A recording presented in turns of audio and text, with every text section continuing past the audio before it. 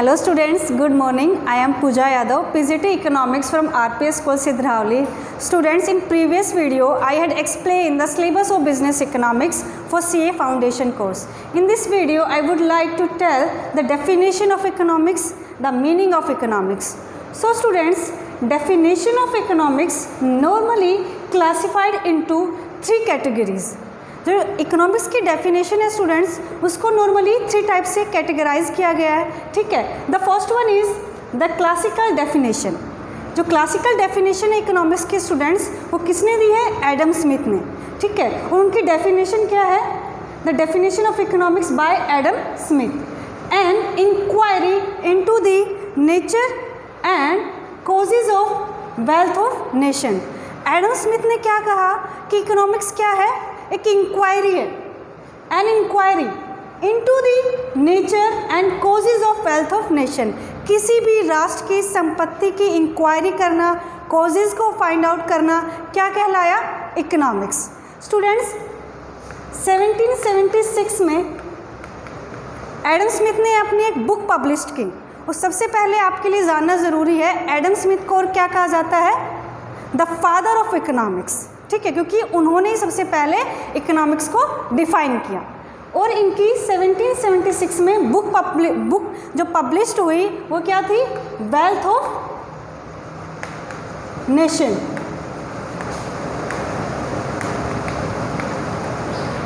उन्होंने इस बुक में इकोनॉमिक्स को क्या किया? डीपली एक्सप्लेन किया है. इकोनॉमिक्स को डीपली एक्सप्लेन करते हुए बताया है कि इसके क्या इम्पैक्ट्स है, क्या कोजेज़ है, कैसे ओरिजिन हुआ.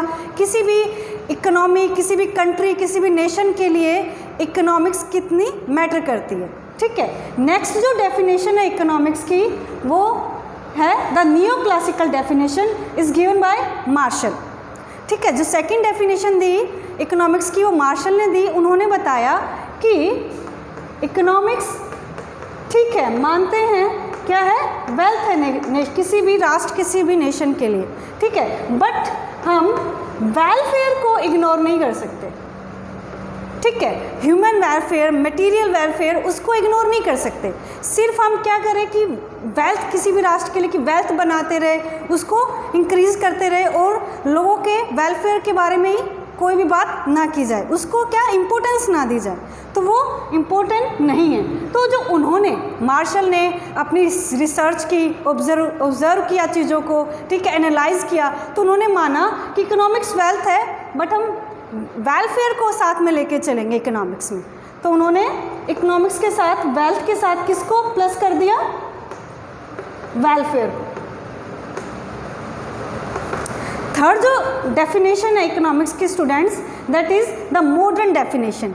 जो हम सभी, आप अपनी बुक्स में 11th में स्टार्ट होता है तब आप पढ़ते हो, क्या होता है? The modern definition. ये किसने दी है? पहले तो रॉबिन्स ने. ठीक है, उन्होंने बताया कि अनलिमिटेड वांट्स को, अनलिमिटेड वांट्स को फुलफिल करना with the help of limited resources.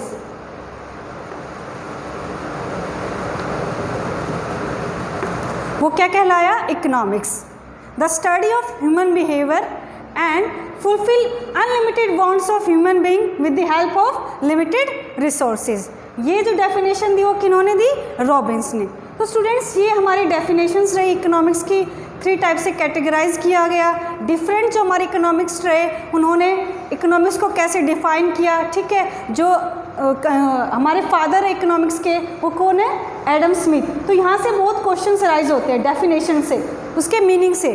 ठीक है, लाइक आपका क्वेश्चन आ सकता है, who is considered as a father of economics. ठीक है, तो कौन है? Adam Smith. उनकी बुक है, वो किस ईयर में पब्लिश्ड हुई? That is 1776. ठीक है, बुक का नाम क्या है? Wealth of nation. ठीक है, न्यू क्लासिकल जो डेफिनेशन है वो, उसको किसने डिफाइन किया है? मार्शल ने. उन्होंने जो इकोनॉमिक्स में वेलफेयर के साथ किसको मैच किया? Wealth plus welfare. ठीक है, जो थर्ड डेफिनेशन है मॉडर्न डेफिनेशन, जो हम सभी अभी पढ़ते हैं, ठीक है, वो किसने दी है? रॉबिन्स ने. उन्होंने कैसे डिफाइन किया है इकोनॉमिक्स को? fulfill unlimited wants of human being with the help of limited resources.